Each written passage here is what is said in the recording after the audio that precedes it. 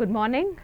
I'm Dr. Niti Maheshwari, Assistant Professor, Applied Science and Humanities Department, Ajay Kumar Garg Engineering College, Ghaziabad. Today, I'll be taking a lecture on nanomaterials. Now, we'll start with the first, that is Introduction to Nanomaterials. What are nanomaterials? What are their range? How they can be prepared? How their properties get differed from the bulk materials? How many types of nanomaterials are there? And finally, the applications of nanomaterials. Now, coming first to nano size and nanomaterials. Now, nanochemistry, it is concerned with the unique properties associated with assemblies of atoms or molecules on a scale between that of the individual building blocks and bulk materials. Now, nanochemistry, we are dealing with nano size, that is of the order of 10 to the power minus 9 meter. So, if any compound having any dimension of the order of nano size, that is around 1 to 100 nanometer, they come in the classification of nanomaterials. Now, this nanochemistry, it is the science of tools, technologies and methodologies for chemical synthesis, analysis and biochemical diagnostics that can be performed in nanoliter or femtoliter domains, that is of the order of 10 to the power minus 9 to 10 to the power minus 15 domains.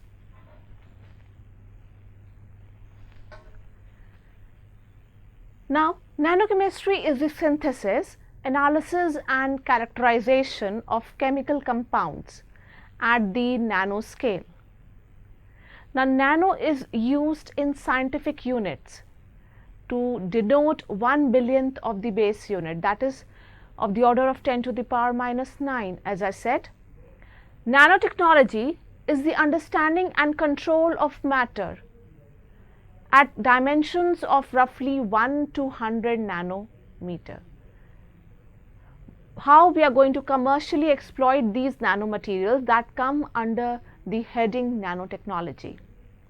The science of interaction and behavior at the nano scale.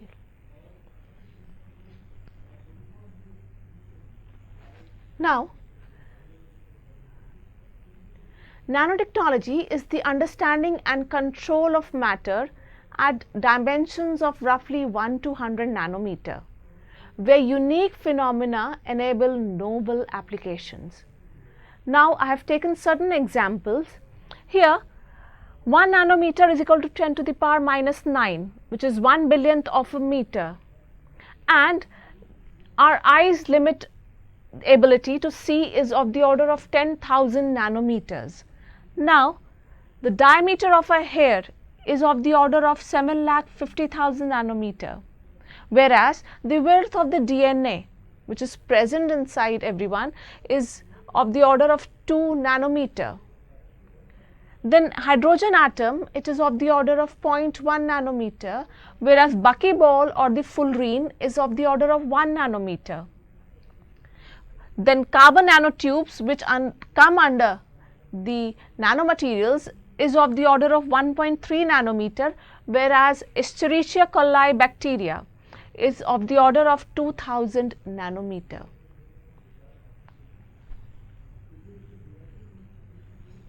Now, nanomaterials, they are materials possessing particle sizes on the order of the billionth of a meter, that is nanometer. At this size range, the particles will show some unique properties like quantum size effect, like surface effect, like macroscopic-quantum-tunnel effect. Now, these nanostructures, they are ordered system of 1 dimension, 2 dimension or 3 dimension constructed or assembled with nanometer scale unit. In certain pattern, they have a definite pattern which basically include nanospheres, nanorods, nanowires, nanobells and nanotubes.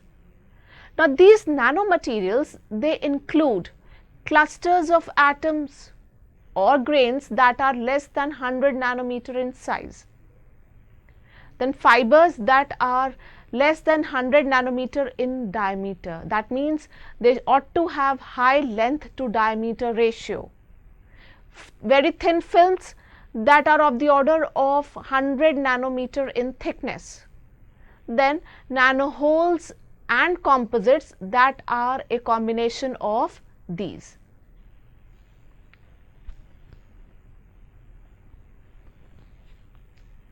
Now, there are two approaches for the making up of nanomaterials. They are top-down approach and bottom-up approach. Now, top-down approach.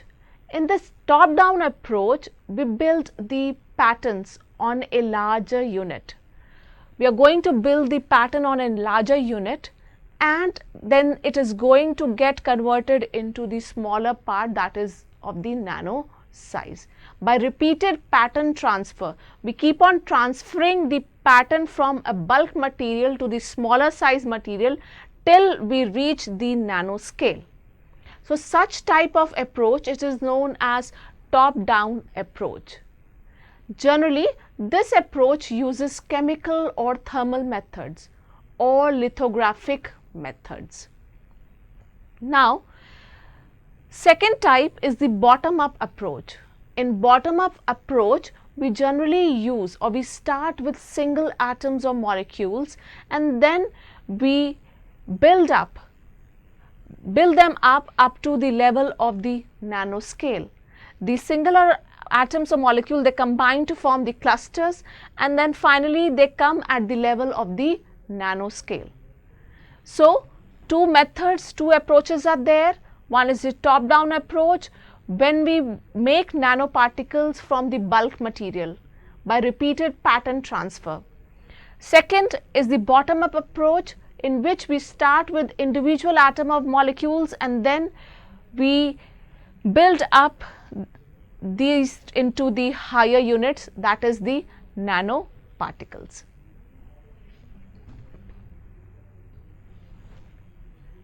Now, the differences between the top-down and the bottom-up approach. Now, in the top-down approach, the pattern is generated on a larger scale and then it is reduced to nanoscale. Whereas in the case of bottom-up approach, we start with atoms or molecules and then we build up the nanostructures. Then, since in the top-down approach, we are wasting the material, therefore this approach is expensive. So when we are going to make a pattern and cut down the pattern into the smaller size, lot of material will be getting wasted up. Whereas the bottom-up approach is less expensive because we are starting with individual atoms or molecules. Then this top-down approach, it is slow and it is not suitable for large scale production. Whereas the bottom-up approach, it is suitable for large scale productions. Examples how we can prepare top-down, how we can prepare the nanoparticles using top-down approach is the etching, lithography, then erosion, mechanical grinding. And in the bottom-up approach, we use molecular self-assembly, gas phase agglomeration, chemical vapor deposition. Now, wet chemical synthesis of nanomaterials. The first top-down approach method, where single crystals are etched in an aqueous solution for producing nanomaterials. For example, in synthesis of porous silicon by electrochemical etching. The second method is the bottom-up method. It consists of sol-gel method. Then precipitation methods, where materials containing the desired precursors, they are mixed in a controlled fashion to form a colloidal solution, and then they get converted into the nanoparticles. Now, there are two principal factors which causes the properties of nanomaterials to differ significantly from bulk materials. On converting the bulk material to the nanomaterial, the properties are going to differ. If bulk material doesn't show one property, it is not that if you are going to make the nanomaterial of the same bulk, it is not going to show that specific property. It can show the specific property, some other properties than the bulk material. Now, the bulk materials, on converting the bulk material to the nanomaterials, there is increased relative surface area. Then there are quantum effects. The properties changes because the particles, it gets converted from classical physics to quantum physics. These factors, they can change or enhance properties such as reactivity, strength and electrical characteristics. Then size, shape, specific surface area, aspect ratio, they can change. Aggregation state can change. Size distribution plays an important role. Surface morphology again plays an important role. Structure, crystalline state and defect structure, solubility. All these properties, they are going to change from bulk getting converted into the nanomaterial. Now, we see the size effects. If we are going to vary the size, then just by varying the size of the materials, certain properties like melting point, like solubility, like color, like transparency, like catalytic behavior, they are going to change. Then second is due to composition effects. Different physical and chemical behavior of the material is observed by varying the particle compositions. In the bulk material, generally the composition remains same, but on getting converted into the nano size, we may have particles of 10 nanometer, 15 nanometer, 18 nanometer. So, on changing the size, the composition is going to change, and when the composition will change, then obviously their physical and chemical behavior will also change.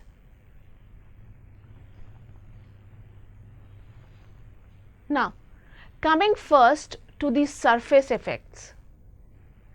As the particle size decreases, a greater proportion of atoms are found at the surface compared to those inside. For example, if I take one crystal, then in this crystal,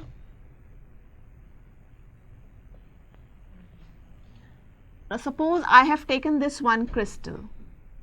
Now, in this crystal, as you can see, it has a surface and the inside. Now, the atoms or the molecules which are present inside this particle, they are more in comparison to the particles which are present at the surface. Now, if I break down this crystal into smaller size, now you can see the surface area has increased. In addition to the surface area, the particles at the border, these borders have also increased, and the particles inside here, they were maximum, but the particles inside, they are going to decrease. So, maximum particles or a greater proportion of the atoms, it will come at the surface. For example, a particle of size nanometer, then it has around 5% of its atom on the surface. But if you reduce the size to 10 nanometer, then 20% of its atom, they come at the surface. and if we further reduce to 3 nanometer, then 50% of the atoms, they are at the surface, and the properties are going to change. For example, there is certain material which is showing ordered spins at the surface and disordered spins in the interior. They are going to show the ordered spins at the surface. Now, as we are going to reduce the particle size, number of atoms at the surface are going to increase. As a result, the number of ordered spins will also increase on reducing the size, and the material which was non-magnetic in the bulk can become magnetic because of these ordered spins when we break down to the nano size. And since more particles are at the surface, now they can function as a good catalyst, because the number of edges and the points, they have increased on breaking down the bulk material to the nano material. Now, these nanoparticles, they are more reactive than large particles. Therefore, the properties like dispersibility, conductivity, catalytic behavior, optical properties are going to alter with it. Then, second is the composition effects. Different physical and chemical behavior of the material is observed by varying the particle composition. Now, for the maximum exploitation of the nanomaterials, our composition should be monodisperse. The particle should be monodisperse. By saying monodisperse, I mean the particle should be of the same size. If our system is polydisperse, that means there are some particles of 10 nanometer, some of 15 nanometer, some of 20 nanometer, then I cannot exploit the nanomaterial because there is huge difference in the composition. Therefore, the properties, they change with changing the particle compositions. Now, coming to the quantum effect. Quantum confinement, that is to confine the motion of randomly moving electron to restrict its motion in specific energy levels. Now, as we all know that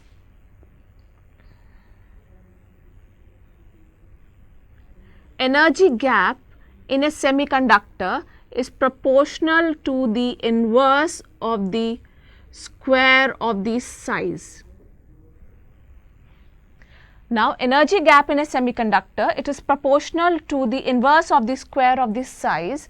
That means on reducing this size, the energy gap will increase, which means that if the bulk material, if we are getting continuous bands, like I have shown in the MOT, in the case of metals you get continuous band, but on reducing this size, since energy gap is going to increase, then we are not going to get continuous band, instead discrete bands are going to be formed.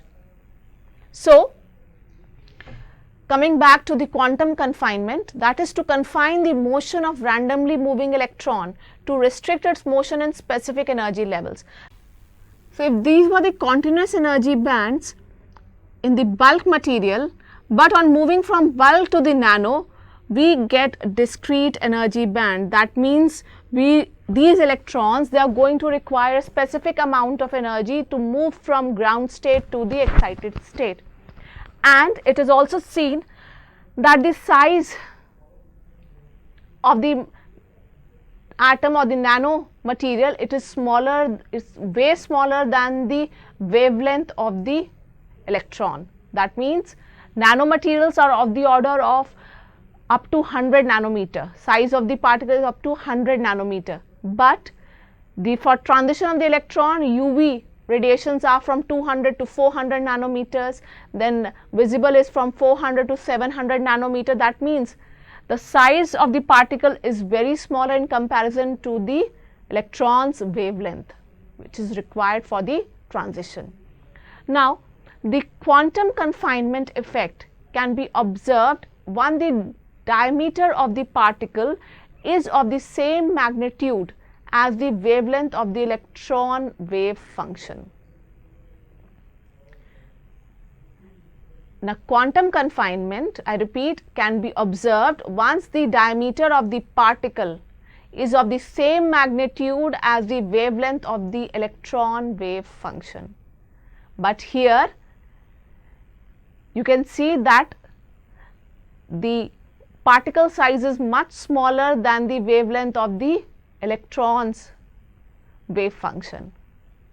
So, the quantum confinement is responsible for increase of energy difference between the energy states and band gap, a phenomenon tightly related with the optical and electronic properties of the material. Now, when materials are this much small, the electronic and optical properties can deviate substantially from those of bulk materials. Now, here I have taken the example of gold. You can see gold in the bulk material. Here, as the particle size is decreasing, the color of the gold is going to change. The gold yellow is going to get converted into the purple when changes into the nano material.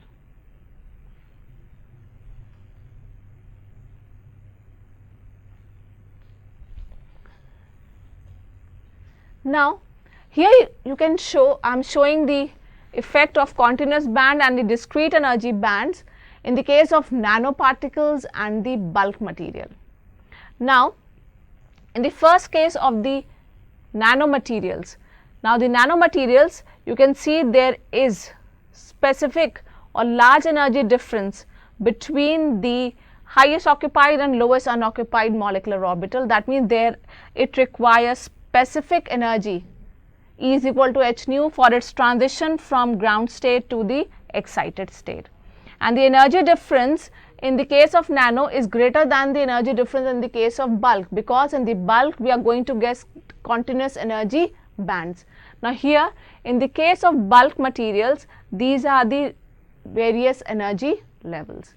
Now, the radiation shift between the two edges of the visible spectra.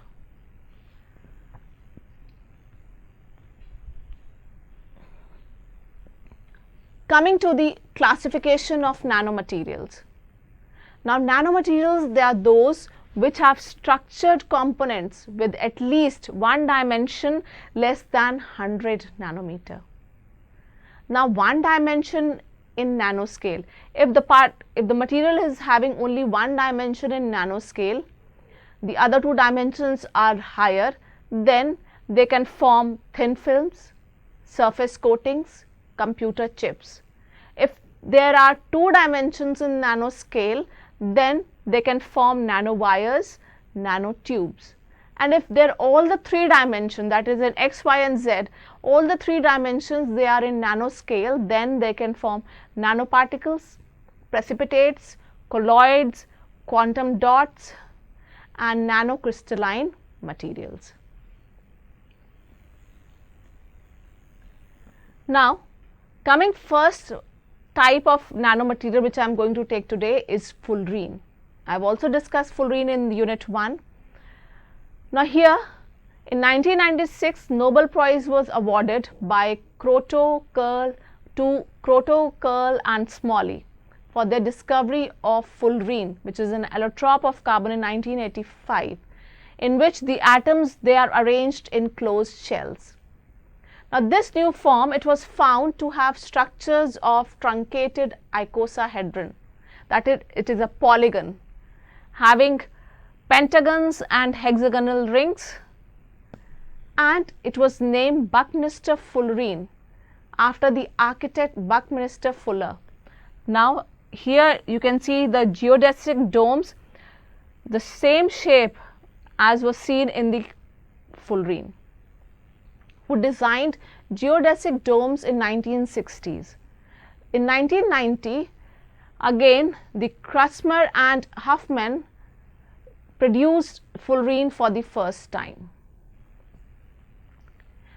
and they produce the isolable quantities of C60 by causing an arc between two graphite rods to burn in helium atmosphere and extracting the carbon condensate.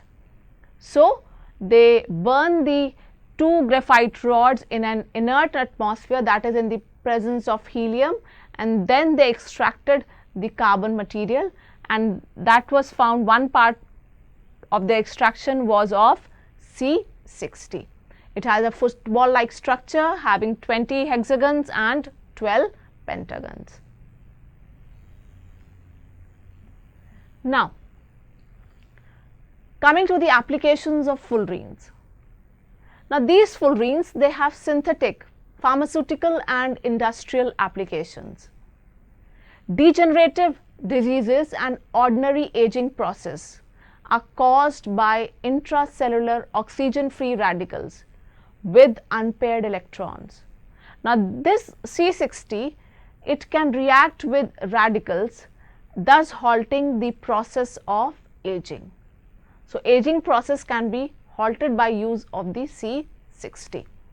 Now, it acts as good MRI contrast agent.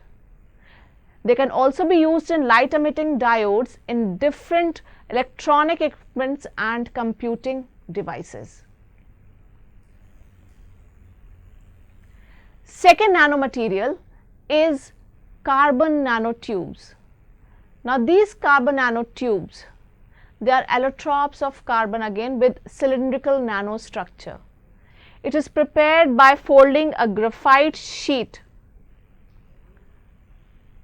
and this carbon nanotubes, they can be single walled or multi walled. The covering can be of single wall, then it is single walled carbon nanotubes, or the covering can be of 2 or 3 graphite sheets, then it is the multi walled carbon nanotubes. They have high length to diameter ratio and they are larger than for any material. They are made up by rolling up of graphene sheets. Single layer of graphite is known as graphene. So, they are prepared by rolling of the graphene sheets.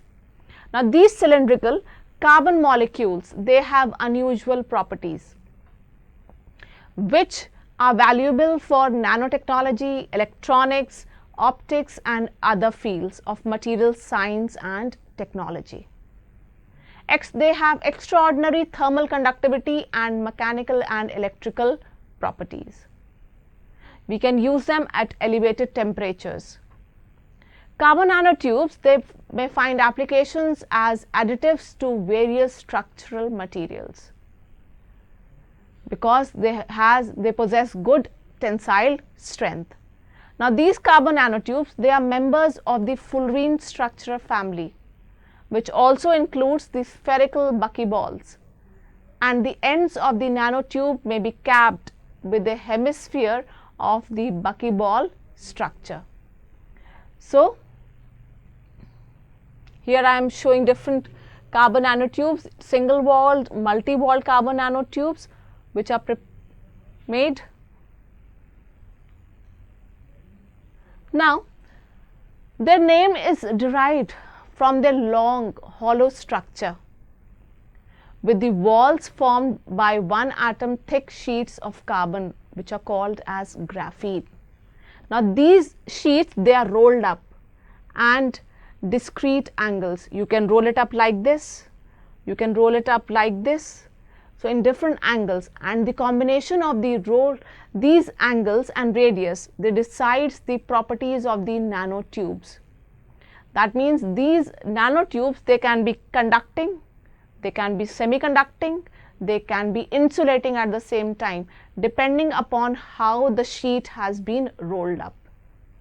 Now, the nanotubes, they are characterized as single walled, as I have said, and multi walled. Individual nanotubes, they naturally align themselves into ropes which are held together by van der Waals forces. Now, coming to the properties of carbon nanotubes, they have high electrical conductivity, they have very high tensile strength, they are highly flexible and they can bend considerably without damage. They are very elastic. Then they have very high thermal conductivity. They have low thermal expansion coefficient. Coming to the applications, they can be used in thermal conductivity, they can be used in field emission, their conductive properties can be used, they can be used as energy storage devices, as conductive adhesives, then they can be used in molecular electronics based on CNTs. So, different applications have been given. Then they can also be used as polymer LED, then ultra resistant materials, electrical energy storage devices. Next, coming to nanowires. Now, these nanowires, they are prepared, or they are just the cluster of carbon atoms, and they are going to prepare a wire like shape, a very thin wire shape. So, a nanowire, it is a nanostructure with the diameter of the order of a nanometer. Then nanowires, they can be defined as structures that have a thickness or diameter constrained to tens of nanometers or less, and the unconstrained length. That means diameter of the nano size, but length, it can have long length. At these scales, quantum mechanical effects are important, because we are seeing at a very smaller size, which coined the term quantum wires. Many different types of nanowires exist, including metallic wires at the nano size like nickel, platinum, gold. Then they can be semiconducting like silica, then insulating like SiO2, titanium dioxide. Then they can be molecular nanowires, which are composed of repeating molecular units, either in organic or inorganic. One example is the DNA. Now, these carbon nanowires, they are very strong. They have useful electrical properties, and the diameter is smaller than the width of the electron wavelength. That is, they are quantum confined. Coming to the applications of nanowires, they can be used in solid state refrigerators. They can be used in air conditioners. Again, they can be used in power generators, in nanoelectronics, ultra strong fibers, friction free bearings, space shuttle nose cones. So, there are various applications of nanowires also. Now, next, coming to the future applications of nanomaterials. First, I am going to take the example of next generation advanced computing. Now, nanoelectronic devices based on quantum dots. Quantum dots are three-dimensional nanomaterial. That means they have all the three dimensions in the nano size. So, they can be used in chemical mechanical polishing. They can be used as magnetic fluid sealing, as transparent functional coatings, as magnetic recording tapes, as hard disks and GMR heads. They can be used as power transformer cores, and again they can be used in sunscreens.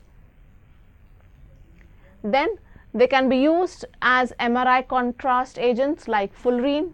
They can be used in biomagnetic separations, sports equipments. Now, finally, coming to the applications of nanomaterials, which we are using now. In electronics, carbon nanotubes as conductors or semiconductors are being used. Then in electronics, the size of the electronic material has come down significantly. It is only because of we are using the smaller size. So, next is the cancer treatment. Nanoparticles for targeting breast cancer cells. Then as energy storage, cathodes fabricated from nanomaterials are being used. Then engineered textiles, nanofabrics, the sports material which is being synthesized these days, which is very shiny, has a smooth surface. It is because of the nanofibers that we are using. In environment, nanomaterial based photocatalyst. In metalworking, nano-engineered copper nanophase titanium alloys. They are used in packaging, that is nanocomposite plastics. Then they are also used in pharmaceuticals, that is antimicrobial nano coatings on wound dressings. Thank you.